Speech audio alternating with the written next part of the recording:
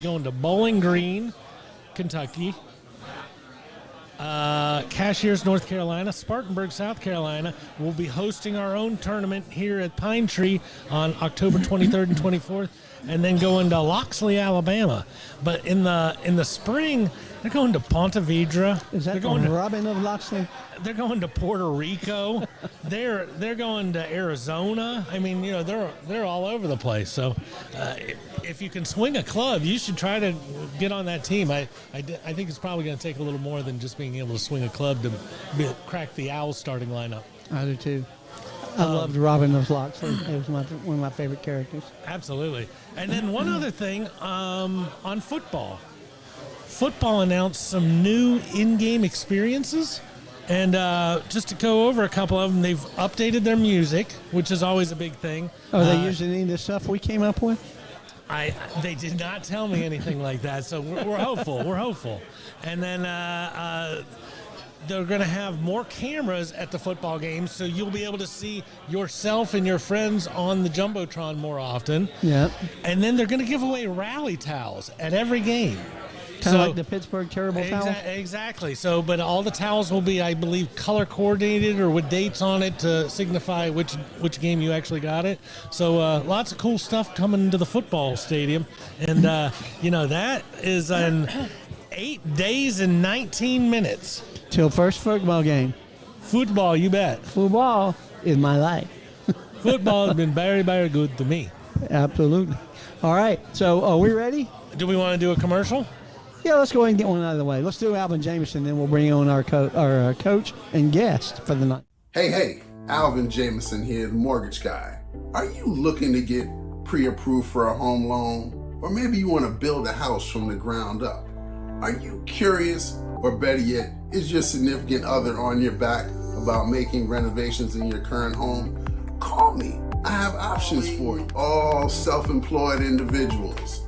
Are you torn between writing off all your income or having to show your income to qualify for a house?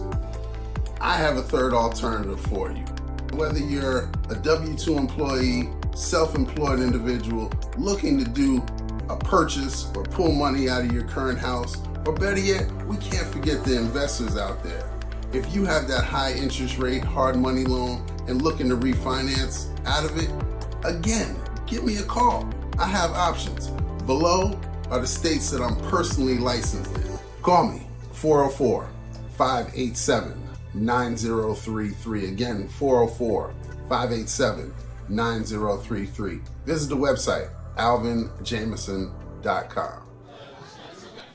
All right, we want to thank Alvin Jameson again for being a sponsor of KSU Show, or the Owls Show, as we love to call it, Owls Who Live Sports.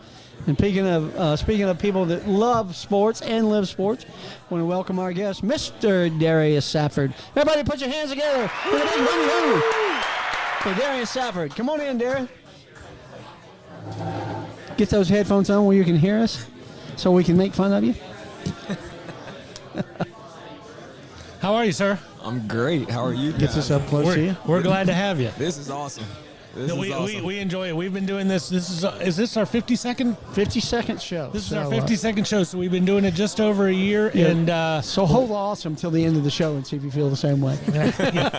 I give you my honest opinion, but I appreciate you guys having me on. Oh, you bet. It was thrilled to absolutely. death. When Luke told me when I was at the event last Thursday, you didn't go, right? You weren't there. No, sir. But Luke said, I'm going to give you this guy's name. He really wants to be on the show. So give it to me. So we're very thrilled for you to be on, and we got a lot of questions for you. And first off, I'm going to start with a Wayback Machine. You ready? Let's do it. I'm going to force you to throw toilet paper into somebody's trees. I'm going to make the coach roll something. Tell me who we're rolling. Are we rolling Douglas County or Lithia Springs High Schools? Douglas County. Absolutely. No question. I knew you were going to go there. I was going to throw Chapel Hill, but you actually went there and started your coaching career. Yeah, so I have a soft spot for Chapel Hill in my heart, but they would have been number one. But would Chapel Hill have been number one? No question. So Chapel Hill was your number one rival in high school? Yes. So sir. you Alexander? Yes. Home of the Cougars. Home of the Cougars. I was McEachern, so Okay. out that way. Nice. Yeah. It's always interesting, though. Could you have ever imagined when you were in 11th grade with the animosity you felt towards Chapel Hill? Like, I'm going to just bury that hatchet and go to work for them before you know it. It's unbelievable because actually when I got hired at Chapel Hill, I got so much wrath from everybody at Alexander. Oh, I bet. And we actually played them that year as well, too. Yeah, so. you're like, don't coach them up so much that game. No doubt. Your friends were telling you that. Yes. Oh, It was a that's tough funny. game. No question about it. That's funny. What year did you graduate from Alexander? 2009. Okay. It had been around a while then. It wasn't around when I was in high school. No, I think it was just founded. Douglas County. and Virginia Obviously, Springs, there was only probably. 2 schools in the state of Georgia back then. I can't believe you said that to me, Darius. Oh, I can't Well, not. you're the one who used the word obvious. Obviously, they weren't around when I was there. Yeah, that is true. So tell us about your football playing career. Where did you start? When did you start playing? And how did you develop the love for football? Probably when I was a kid, honestly. That was something my mom used to turn on to quiet me down as a baby. And I was a very active kid, always outside trying to do things and play around, and football just came natural to me. And it carried on to high school. Was a 3-year start at Alexander High School on top of playing basketball and running track, and was fortunate enough to go to Lafayette College. In Pennsylvania? Yes, sir, in the Patriot League, and that's something that I really hang my hat on. My mother always told me that football's going to end at some point. Therefore, you really want to go to a place where you can get a great degree, and that was the place for me. And I had the opportunity to play early as a freshman, redshirted my sophomore season, started my last 2 years, was all conference, and it was a senior captain, which is something that I hold near and dear to my heart. And I had the extra year to play, and that's when I came to Georgia Southern and finished out my eligibility. So I was able to kind of get the best of both worlds, being a private institution at Lafayette College and coming down to Georgia Southern and finishing up my playing career. Well, that's funny because I went to Kennesaw Junior College, as I told you earlier.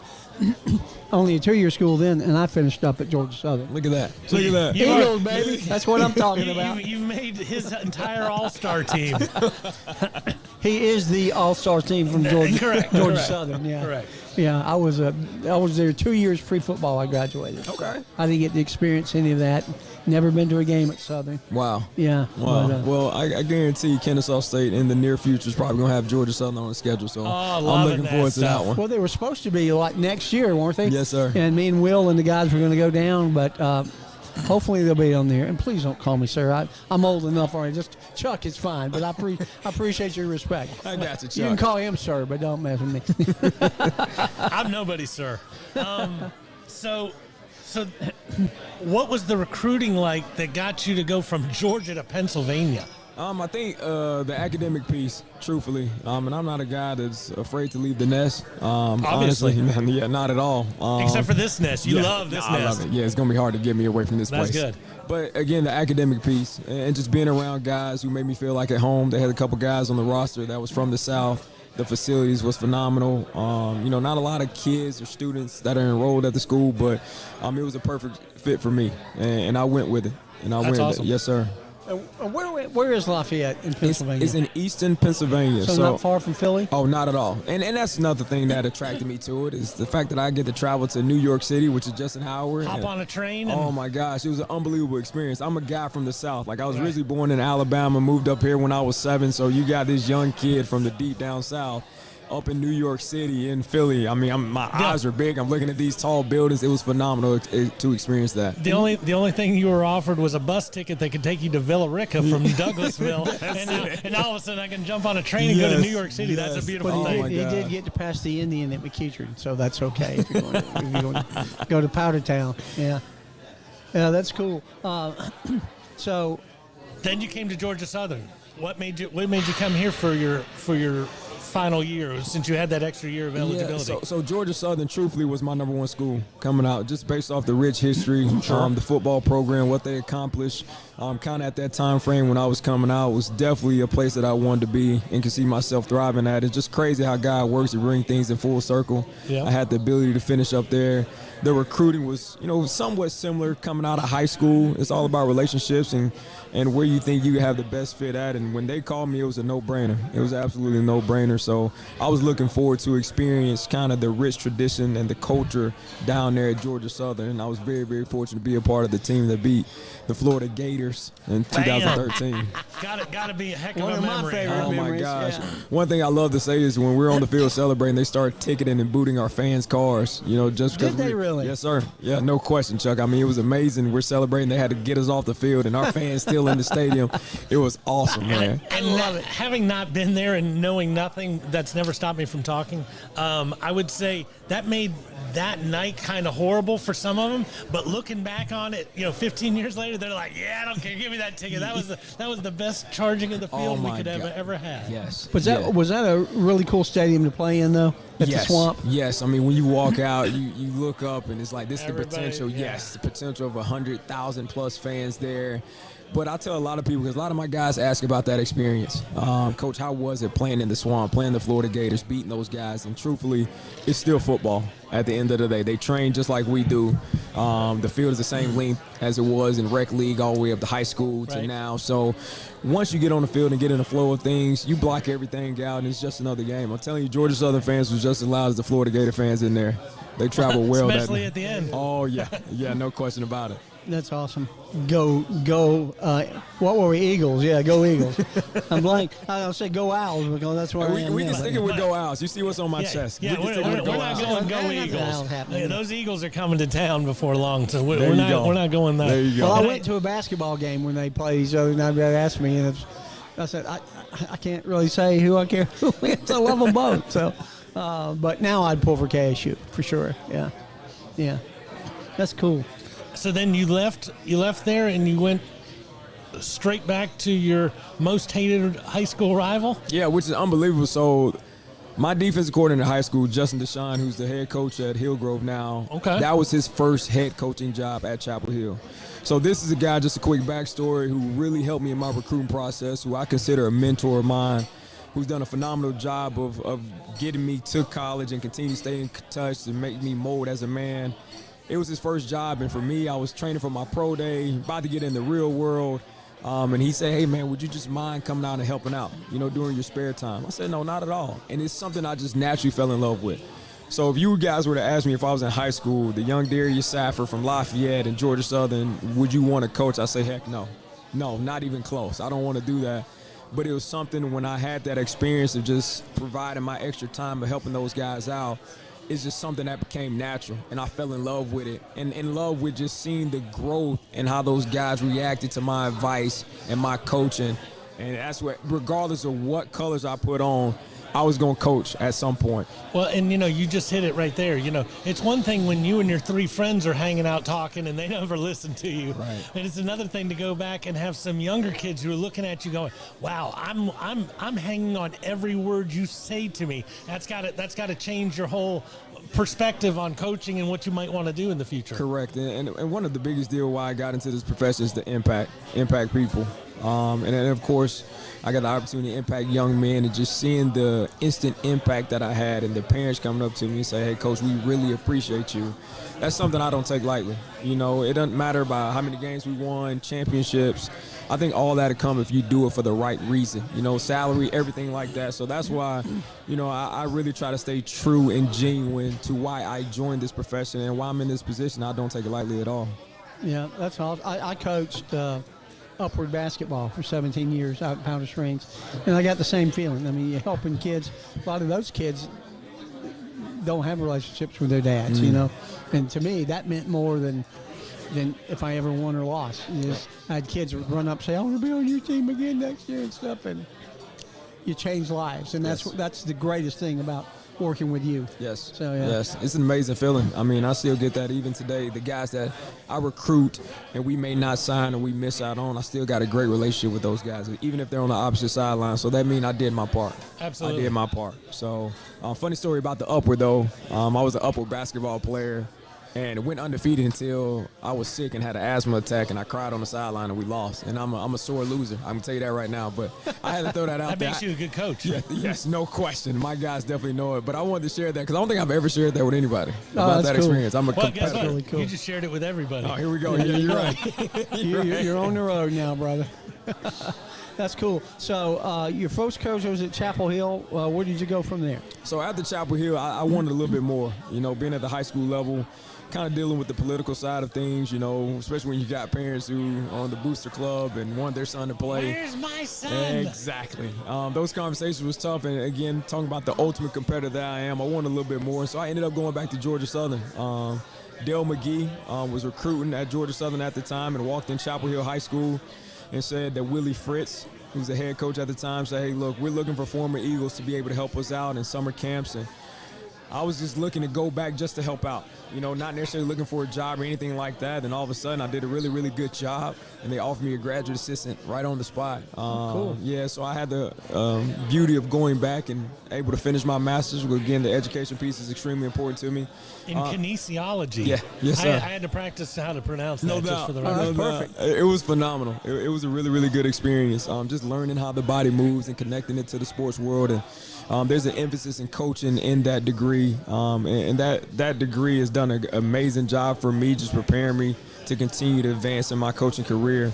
But again, just the experience to go back to Georgia Southern, player just for a year, but those guys still welcome me in open arms and to really jumpstart my coaching career, truthfully, in college, because there's so many times when you're talking about, hey, I played at Georgia Southern or whatever the case may be, just in the state of Georgia, it's absolutely tremendous when you're talking about getting into the profession. So it really, really helped take my career. And you were only in high school for 1 year. That's it. So not many coaching resumes go high school, not a big high school, and all of a sudden skipping over the lower tier.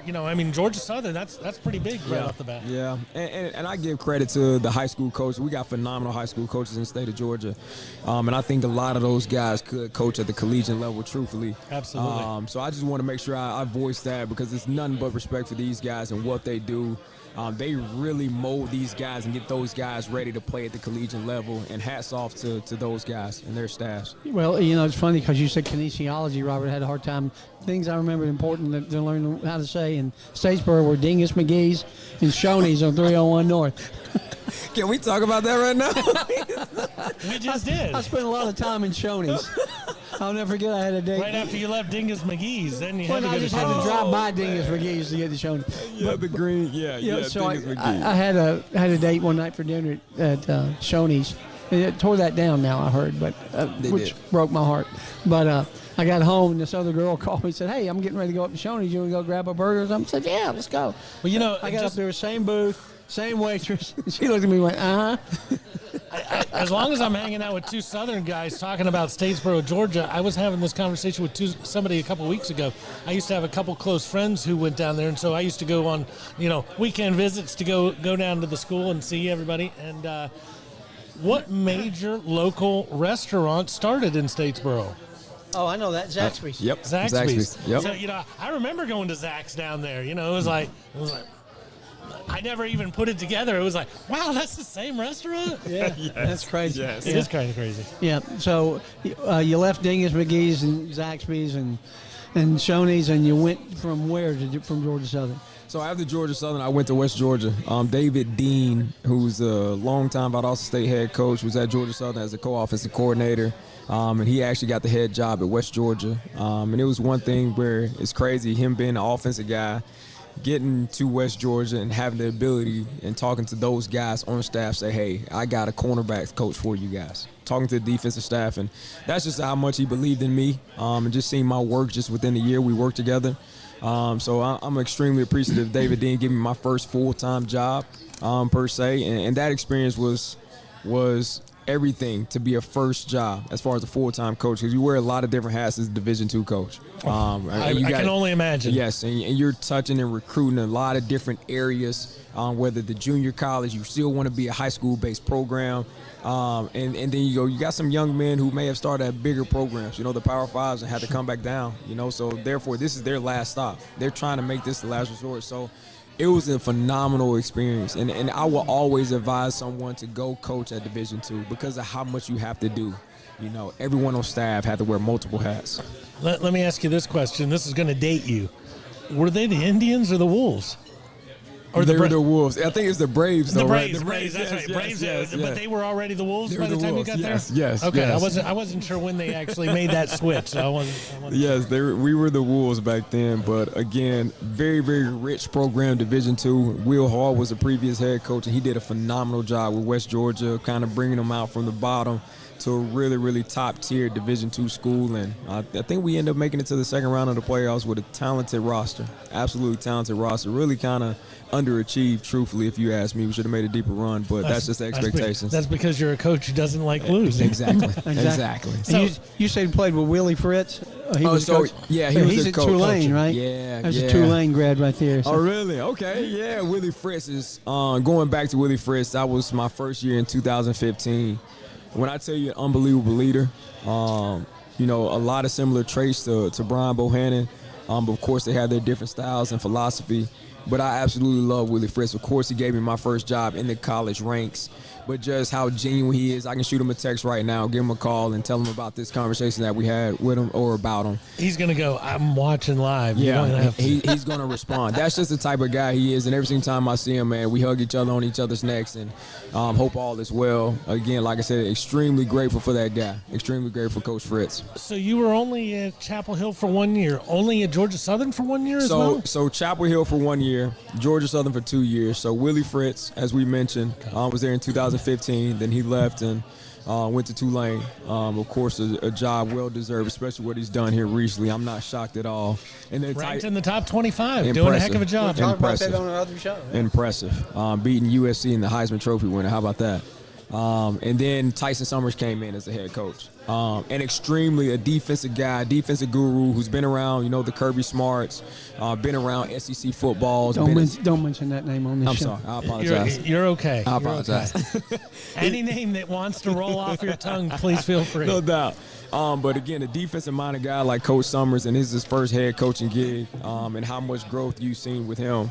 And the opportunity to develop a relationship with him and have him under my, network and umbrella and use as a reference, a guy that, again, if I see at a summer camp, we're going to talk for at least 30 minutes. I'm going to ask about his kids. I'm going to ask about his wife, make sure his family is okay and doing well. So, like I said, that's just how I go about my business. Want to make sure I do a good enough job where, those guys, when they see me again, it's like we never skipped a beat and they wish me well, Correct. So after those 2 years at Georgia Southern, that's when I got to West Georgia. And how long were you out in Carrollton? Only for a year. Only for a year? Only for a year. So I'm shaking and moving right now. Moving on up. Yeah. Yeah, and that's the whole thing. Sometimes there's some lateral moves, but your trajectory seems to be racing up. So I ended up at Mercer with Bobby Lamb, who, of course, is, if you say the Lamb name in the state of Georgia, what his brother did at Calhoun, nothing but respect for those guys. He did an amazing job starting the program there at Mercer. And I really love that place. It was a little bit different, but I think with me having a background of Lafayette and a private institution worked in my favor, so I'm able to interact with the guys at West Georgia because I went to Georgia Southern, I went to public school, and now I go to Mercer and I don't skip a beat at all. No, it is kind of wild that you're at your fourth college in the state. But, Carrick Martin over there, he says you're the last good thing to ever come out of Mercer because he's pretty certain nothing good ever comes out of Mercer. But that's a different story. I'm not going to touch on that. But my experience was good. But of course, once Kennesaw State and Brian Bohannon comes calling, you started listening real close. Oh yeah, I couldn't turn it down. And how did that process happen? Oh man, this is so funny. So you were at Mercer when this call happened. I was at Mercer January 2019. I think the calendar just turned. And around that time frame, we always go to the AFCA convention. And this year it was out in San Antonio. And Mercer didn't plan on paying for it or whatever the case may be, so I wasn't going. Coach gives me a call. We have a really good conversation. He asks, hey, are you going to the convention? I said, no, Coach. He's like, I would like to at least get a chance to meet you formally in person, have a conversation. I said, Coach, I will get a credit card right now, and I will charge it to a flight. I keep tearing up this envelope for a new credit card. Whatever I need to do to get there, I will do it. He's like, nah, Coach, you don't have to do that at all, man. Just wait till we get back, and we'll have a conversation.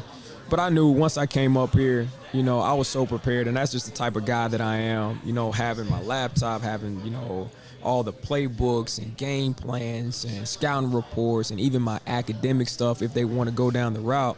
never forget, everyone greeted me at the office, and it's kind of a standard operation procedure for us, greet the coach and sit down in Coach Bohannon's office. He say, put your bag down. I'm like, okay, are we going to talk ball or anything? For him, it was all about, I just want to get to know you. Yep. We didn't talk not 1 ounce of football. I think Blake Harrell was the defensive coordinator at the time. We went right across the street to Tin Lizzy for lunch, and he asked me maybe 2 football questions as far as what coverage we played down there in Mercer. As soon as I got back to the office, got in Coach Bowles' office, he said, hey, man, we want to offer you the position. And, of course, I want to make sure I do it right by everybody, by all parties, communicate with the guys down in Mercer and just let them know where I'm at, where I'm currently at with things. And, again, it was a no-brainer. It was a no-brainer. So you finally stayed somewhere longer than 2 years. So, yes, and I think truthfully, like when you look back at it, yes, I mean, I was bouncing. And even at Georgia Southern, I was there for 2 years, but I had 2 different head coaches, 2 different coordinators. So when you're really trying to grow and learn in this profession, of course you want to be around a scheme that you're familiar with and being able to figure out the adjustments and the nuance. And sometimes that take a year. Sometimes that take a spring ball to be able to see some things and reflect on what happened the previous season. So this experience at Kennesaw State has been phenomenal for me. Again, just continue to be where my feet are and understanding that, hey, my job's not done here. I still got guys to continue to impact. We still got things we have to accomplish. That's why I'm always excited when I go into work. The guys ask, Coach, man, how are you always upbeat and positive? First, I got one of the best jobs in America. Bam. Yeah, there you go. I mean, look at the city that we live in. I mean, this place and community is phenomenal. Yeah, it is. And just the trajectory of the program. We're just scratching the surface. I promise you that. We're just scratching the surface. Well, we got a lot more football questions to ask you. I want to ask him one before we do this commercial, if you don't Okay. mind. Okay. Before I forget. You mentioned that the coaching change at Georgia Southern. A lot of times when a new coach comes in, they clean house. How did that one work out? Did they keep all the coaches, keep a couple of the coaches? Just kind of curious. That's actually a good question. I was actually the only guy retained from the previous staff. That's a huge compliment. That's the was- kind of stuff that Bohannon, I'm sure, fell in love with. Yeah, it was really, really, I would say difficult at the time because, again, I'm a young Sure. coach. I'm a young coach, and you got Tyson Summers, this defensive guru, want to bring in his own guys and know how it is at Georgia Southern. You got to win right now. If we're being upfront and honest. We got to win right now. So it took probably 2 weeks to get him on my good side. Let's just put it like that. Get him on my good side. But at the end of it, he wanted me to stay on staff, truthfully. They didn't have a full-time position for me. My GA assistantship was up. He said, dude, you did such a phenomenal job. Even with the recruiting piece, man, we'll put you in the recruiting department at Director of Player Personnel, just based off my personality, how I interact with people. He was really, really impressed when it was all said and done, so I did my job. Well, And they obviously liked the way you interacted with the kids since you were the only connection that they had from the year before. yeah. Correct. Well, while Robert pulls up our next commercial, I got a question for you because you talked about Willie Fritz and being able to pull him up right now and talk to him. One of the questions that we ask all the kids that are on the show is, who's the most famous person in your cell phone? Besides Coach Bohannon. Or Will Renfro or Carrick Martin. They don't count. Most famous, just like an NFL player count. It could be anybody Anybody you want. you want. Yeah, I mean, if it's Aunt Sadie, it's Aunt Sadie. So it would probably have to be Von Hebron, okay? And he was a running back at Lafayette. His dad played for the I think the Denver Broncos back in the Correct. day. Yeah. Yeah. He's from the Maryland area. He's in the Hollywood world, so he's getting into movies and on commercials. So there was a commercial that popped up one time, and all the former players like, oh my gosh, like that's Von. We played with him. So he's probably the most famous person, truthfully, in my cell phone. I do recognize the name. Yeah, I remember. I it. remember playing Yeah. in Denver. So we've had everybody from like Grandmama to Samuel L. Jackson. So Who has Samuel L. Jackson in their phone? We've had a few we've people had on that. Fran Tarkenton was another one. Yeah. Oh my goodness. Yeah. So I got to step it up. I got to rub some elbows with the right people then. I think you're doing just fine. I think Von Everett's fine. Yeah. I think you're good. All right, Robert. Let's get into commercial number 2. There are a lot of places you can get your oil changed in the Kennesaw area, but if you want to come in for a personal experience, then stop in at Castrol Kennesaw Express Loop or Lost Mountain Express Loop. We will always do our best to get you in and out quickly, safely, and without a whole lot of fuss. We are a true owner-operated business where you will find Brian under a car or hood at one of the shops. We offer experienced, knowledgeable technicians and the latest computer software to help you maintain your new car warranty and keep your pride and joy running for the next 100,000 miles. We proudly offer Castrol products. And thank you, Brian Bristow, for being a sponsor of the Owls Show, along with Three Guys Who Love Sports at 5. We're talking with Darius Safford and his illustrious coaching career, anywhere from Chapel High School that probably never beat McEachern, and Georgia Southern. Hated Chapel High School, though. Not when he was playing, not when he was coaching but there. that's a heck of a first start. Who was McEachern's rival when you went? I mean, who was their biggest rival? When I went through North Cobb. North Cobb. Could you imagine getting a job at North Cobb as your first job? I mean, I probably wouldn't have accepted it. that's why he's a coach and you're a commentator. That's right. So, I mean, we're very happy about everything you've done and very appreciative of you being on the show. But tell us about your current job. Why Kennesaw State? That's something else that we ask all the kids. Why Kennesaw State? I think first and foremost, when you have a conversation with Brian Bohannon and his philosophy aligns with mine almost to a T, just from the accountability standpoint, knowing that the standard is the standard. We're not going to lower the standard for anyone, and that's something that I really, really stand on. But I think the accountability piece, how detailed we are, is something that I really gravitated towards. And truthfully, I do want to be a head coach at some point. And being able to learn from somebody like Coach Bohannon has been tremendous for my career. And again, this is home for me. Yes, I'm from Douglasville, 45-minute commute. So being back up in this area has been grateful for me. My family's enjoying it. So it was definitely a hard thing to turn down, and it's one that I really had my eye on, truthfully. If Kennesaw State ever called, it was going to be a no-brainer. And of course, I've turned down some jobs to stay here as well, too. Again, job's not done yet. Job's not done. No, job's not done. But you have changed your job once since you were here. You were originally hired as the cornerbacks coach. Forrect. And now you are the defensive backs coach. Correct. Which means basically you get to inherit the safeties as well, correct? Correct. And I was looking at and forgive me because I was looking at the website. It did not show a cornerbacks coach currently. Is there a cornerbacks coach? So I somewhat do it all. Well, that's what it kind of looked like. Yeah, It's like, I do it all. There you go. I do it all, and Nathan Burton has been tremendous in this transition, because he could have easily said, hey, you know what, I want one of the two positions. And it's one of the deals where he had the opportunity to see me coach and go about my business on a daily basis. And he even told me this not too long ago. He said, hey, man, someone called and said, hey, what do you coach? He's like, I don't coach really anything. We already have a guy on staff who does a pretty good job coaching the defensive backs. Now, of course, it is a lot of guys to maintain. So as I organize some things, I do ask him to help me out in some areas and just being, selfless in that sense. And like I said, just that role is something that I've always wanted to, I guess, pursue, because in this profession, you don't want to just be labeled as a corners coach, and when you start coaching the safeties, you know more a little bit about schematically things that go kind of down the middle of a defense, what the linebackers are doing in front of you, also the defensive line when you're talking about run fits. So that was something that I really kind of had my eye on, especially, a person like myself is always trying to grow. I think that's number one.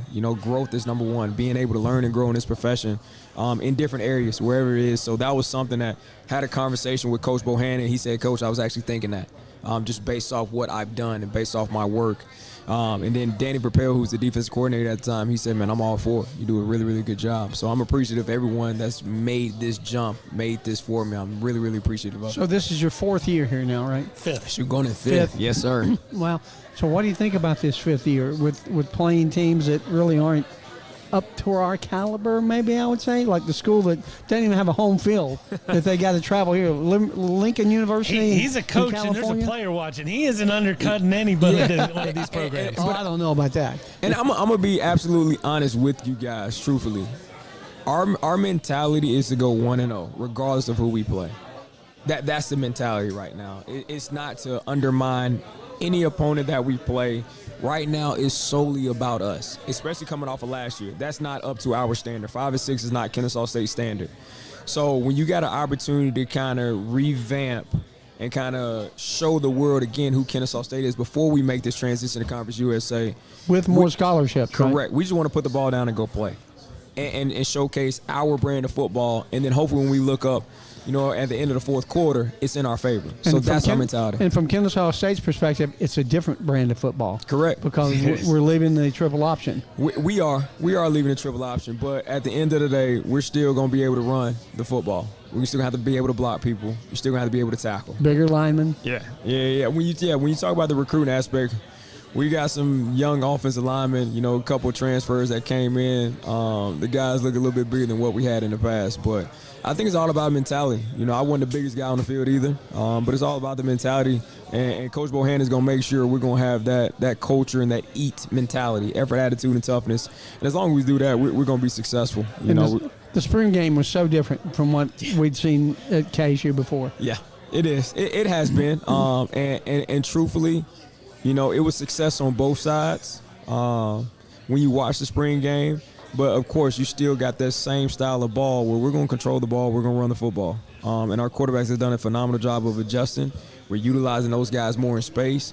All of our quarterbacks can throw the ball extremely well, too, and our receivers are pretty talented as well. And then when you look at it from a defense perspective, you know, preparing for our offense throughout the spring and fall camp is only going to help us as we transition because we're able to see normal formations, normal routes, normal splits as far as from the back end.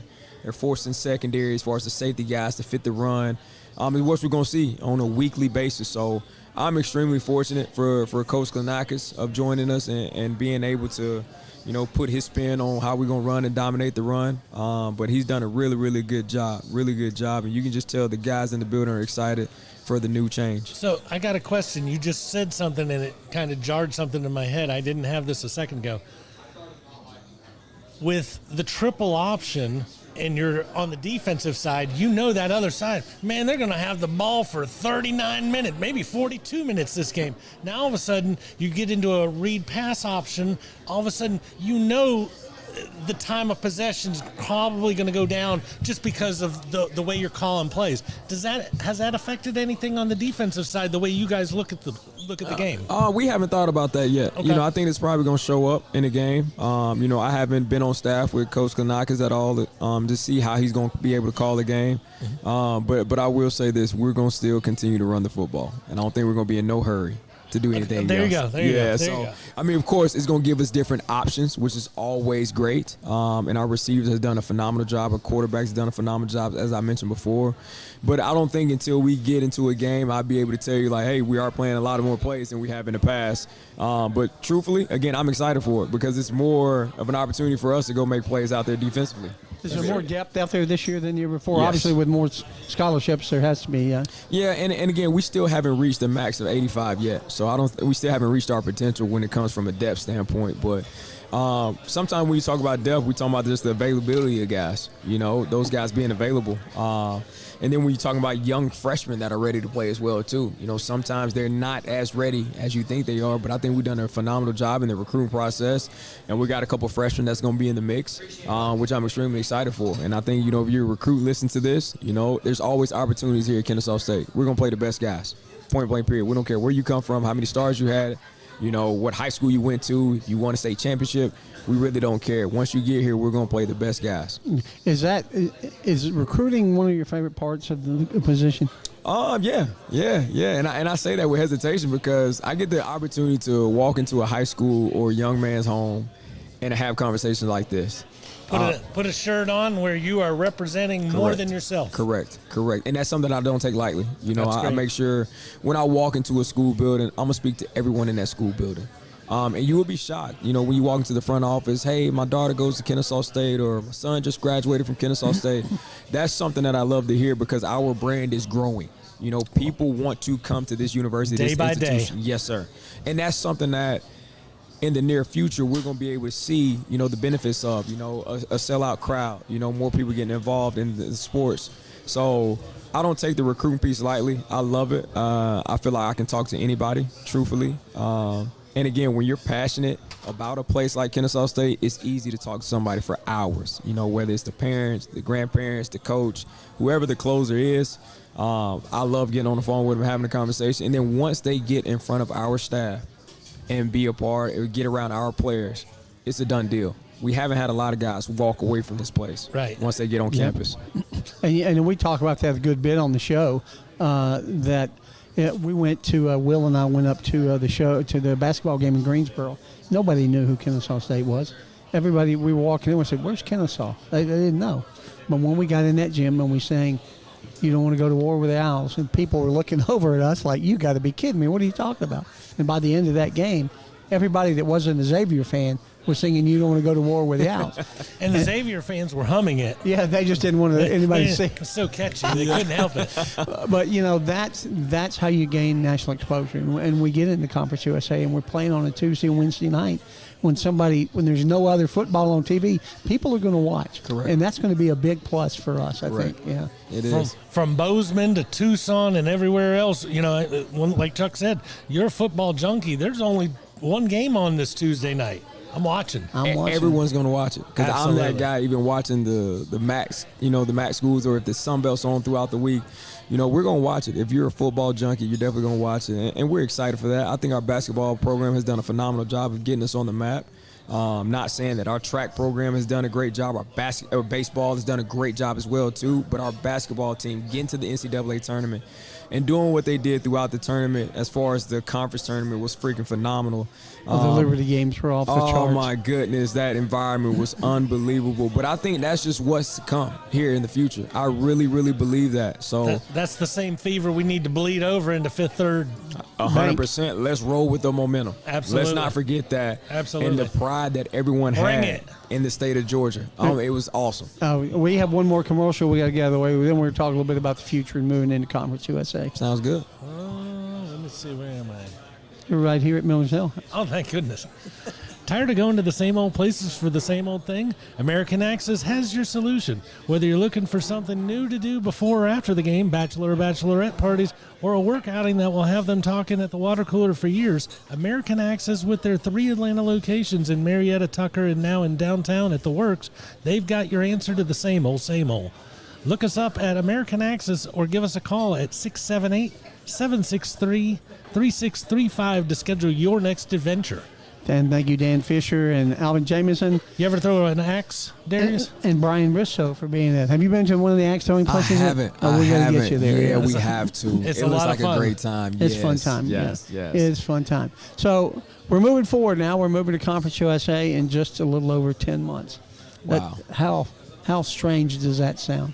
It's more exciting for me. Oh, absolutely. I thought it was just a matter of time, with us, with our location and the success that Kennesaw had before even I got there. Credit to all the coaches and players, that's gotten Kennesaw State on the map from an FCS level, and then what we've done to sustain that success. So I think it was only a matter of time, and I'm extremely excited for it. Well, we're very happy to be part of the community and getting the community involved with KSU. I worked with Dan from the basketball team and Coach Petway, who was on the show 3 weeks ago. He's awesome. And we hooked them up with a friend of mine from Children's Hospital of Atlanta, and they're going to go visit some of the kids. Wow. And, that's how you get recognition around the around the state.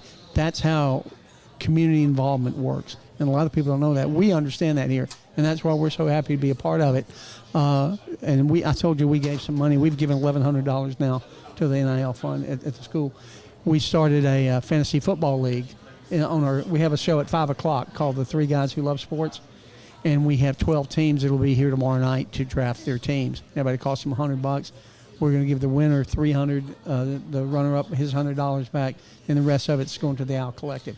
So we want people to know, like we mentioned over there, Chuck Stone and Cole Stone Creamy. Mm-hmm. He ought to be out there getting an NIL from him tomorrow.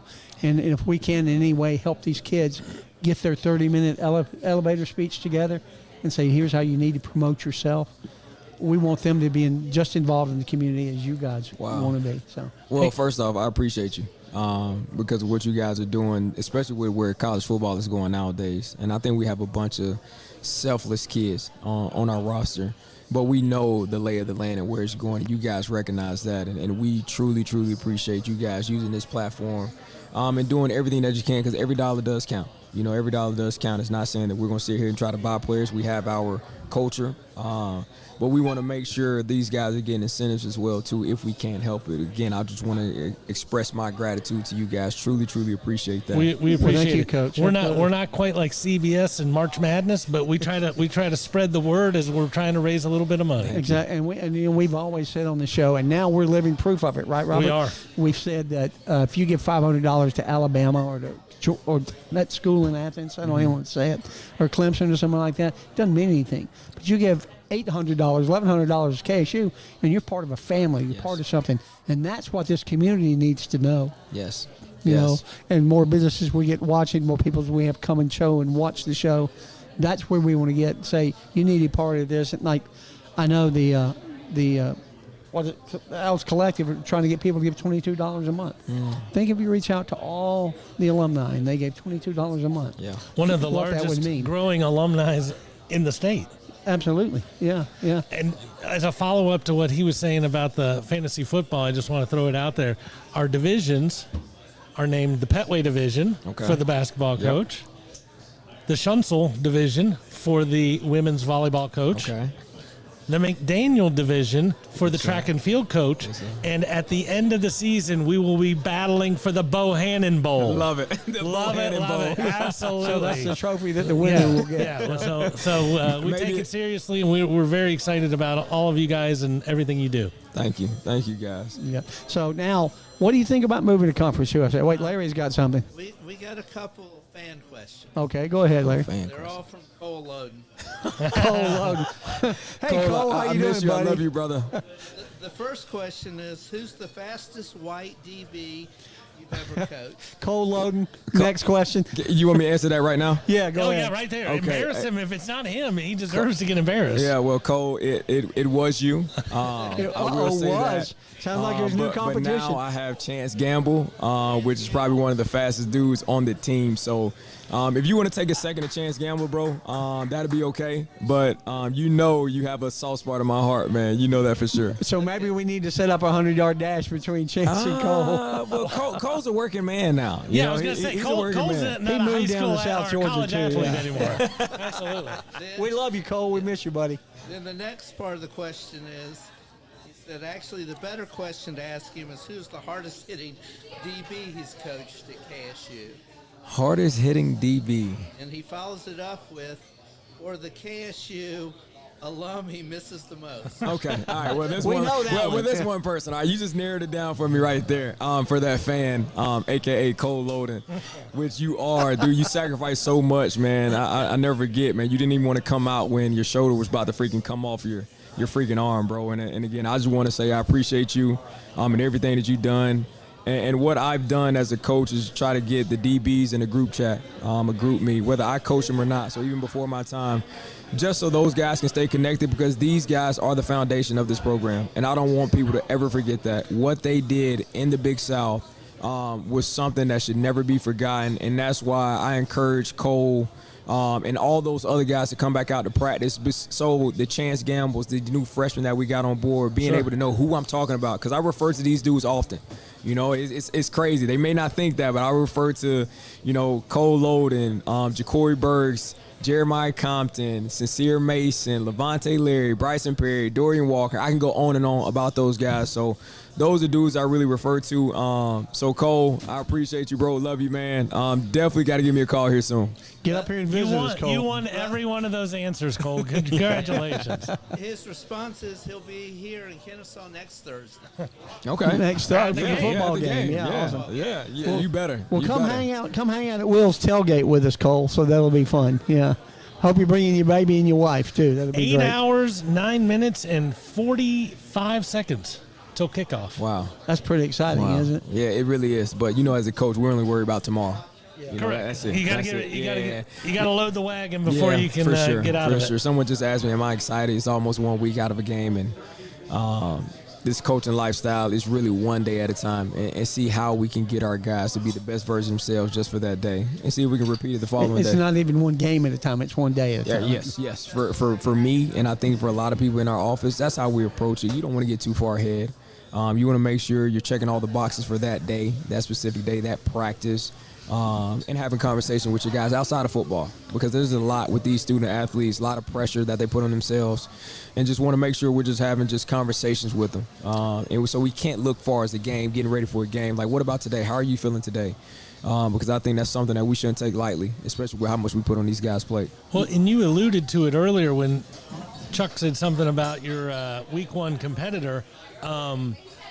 you can only control what you can control. So let's not even worry about that other team. Let's just focus day by day, which once again, it might be a week before the first game, but how are you this day? I'm just worried about this day, because if you get all of those days right, the game seems much easier, I'm sure. That's it. Make practice and the preparation tough, and I think something that a lot of people reference, especially Kobe Bryant, embrace the journey, enjoy the journey. That's the dream. The journey is the dream. So when we practice throughout the week, that should be the dream. You got to do a really good job throughout practice.